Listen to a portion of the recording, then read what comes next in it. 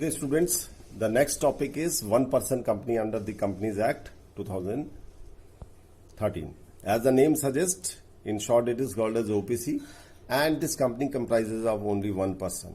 This person acts as a director, shareholder, everything. However, this is a special provision which was added in 2013. But this OPC concept in Scotland and England, it used to continue for hundreds of years.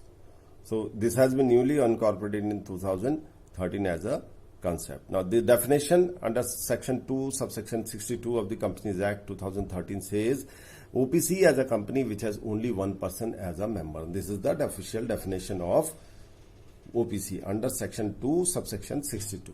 So एक बंदा एक company में रहता है और इसी को हम कहते हैं OPC, right? So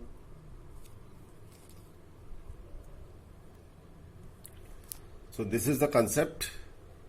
Now, legal nature of OPC. OPC can be registered only as a private company, which means that all the provisions applicable to a private company will be applicable to a OPC. So it can only be registered as a private company. This is the basic concept.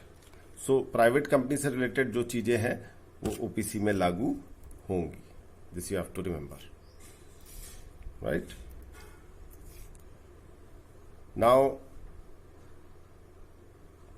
how OPC is different from a sole proprietorship? Sole proprietorship में एक ही बंदा होता है, जैसे एक दुकानदार है और वो चला रहा है.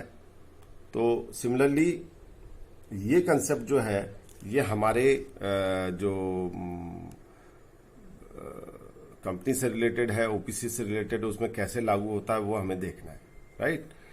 सो we can see, first just read through it. An OPC is completely separate entity, right? So no distinction between owner and business here says, क्योंकि जो बंदा होता है वही बिजनेस है और वही मालिक है, सब कुछ है.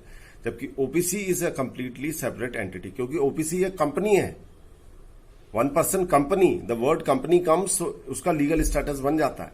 तो इसलिए OPC is a completely separate entity, यानी कि कंपनी और जो मेंबर है उसमें सेपरेशन रहेगा जो नॉर्मल कंपनी में होता है. उसी तरह liability of the share holder is limited. क्योंकि कंपनी अलग होती है, शेयर होल्डर अलग होता है, उनकी लायबिलिटी लिमिटेड होती है. तो ये कंसेप्ट यहां पे लागू होता है. जबकि सोल प्रोप्राइटरशिप में बंदे की जो ओनर होता है बिजनेस का, उसकी पूरी सोल लायबिलिटी होती है. थर्ड पॉइंट कहता है tax in the same manner as a private company. तो चूंकि वो एक लीगली इनकॉर्पोरेटेड कंपनी है ओपीसी, भले ही उसमें एक बंदा है, बट टैक्सेशन का जो सिस्टम होता है, रिव्यू होता है, ऑडिट्स होता है, वो सब कुछ जो कि प्राइवेट कंपनी में लागू होता है वो यहां भी लागू होगा. Higher tax implication, distribution of dividend में attract dividend distribution tax. Dividend भी किसको मिलना है? उसी बंदे को मिलना है, एक ही बंदा है.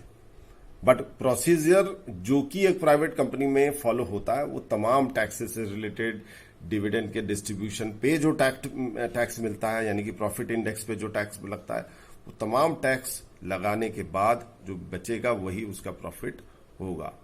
और जबकि सोल प्रोप्राइटरशिप में चूंकि वो एक दुकान के रूप में है, एक सोल बंदे के रूप में है, तो चूंकि वो लीगल इम्प्लीकेशंस वहां पे बहुत कम है, इसलिए वहां पे टैक्सेस भी कम होंगे.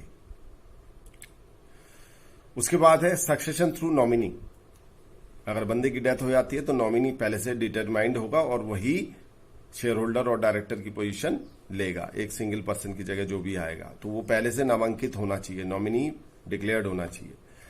यहां पे क्या कह रहा है कि succession through execution of will.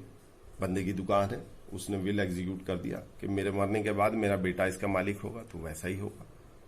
और यहां पे नॉमिनी अपॉइंट होता है, नामांकित होता है पहले से, जब कंपनी बनती है तभी से, कि in absence of this person who will take care of the thing. पांचवा और लास्ट ये है that the OPC must file annual returns, जैसे कि एक नॉर्मल प्राइवेट कंपनी करती है, like other private, and gets his account audited every year. हम सब जानते हैं कि financial statement, balance sheet, P&L account, ये सब ऑडिटेड होती हैं और इनकम टैक्स पर्पस के लिए और दूसरे टैक्सेशन पर्पस के लिए इसको फाइल किया जाता है. तो वो सारे रूल्स रेगुलेशंस पूरी तरह से लागू होंगे in case of OPC, where as Sole proprietor need to get its account audited under section 44AB of IT Act once turnover crosses certain threshold. ये ऑडिट तभी होगा सोल प्रोप्राइटर जब एक सर्टेन थ्रेशोल्ड यानी कि एक लिमिट के beyond जब आपकी इनकम होगी तभी आपको अकाउंट आपका ऑडिट कराना पड़ेगा, वरना सोल प्रोप्राइटरशिप में ऑडिट अकाउंट कराने की आवश्यकता नहीं है। ये टॉपिक इसलिए कराया गया है जिससे कि आप एक सोल प्रोप्राइटरशिप वहां भी एक बंदा है और ओपीसी एक बंदा है, दोनों को डिस्टिंग्विश कर रहा है। चूंकि ओपीसी एक लीगल एंटिटी है तो कंपनी जब फॉर्म हो जाती है, हम जाते हैं, उसका लीगल स्टेटस हो जाता है, तो ओपीसी में ये पूरी तरह लागू होता है as a private company. But sole proprietorship is not a company, तो वहां पे ये चीजें लागू नहीं होंगी।